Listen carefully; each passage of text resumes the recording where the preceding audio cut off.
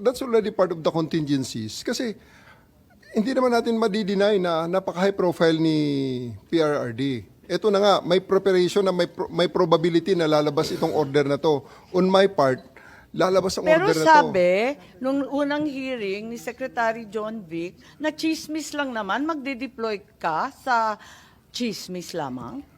There's really no harm in erring on the side of caution, ma'am. Palaging ganyan.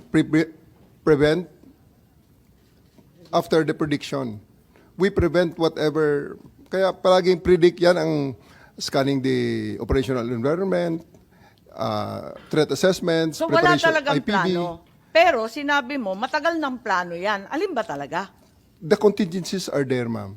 Hindi na sinasabing wala talaga kaming alam at wala kaming pinaghahandaan.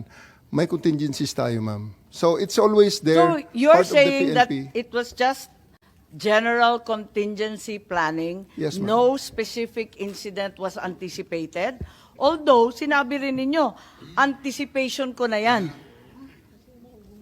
Pagdating ng mga... Anticipation ng warrant ng ICC.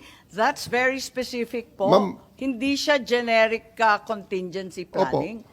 Part na ho ng aking trabaho na ma'am yan, nakita ko na, sabi ko, nako, paano pag nautusan ako bigla, lumabas ang warrant at i-implement ito?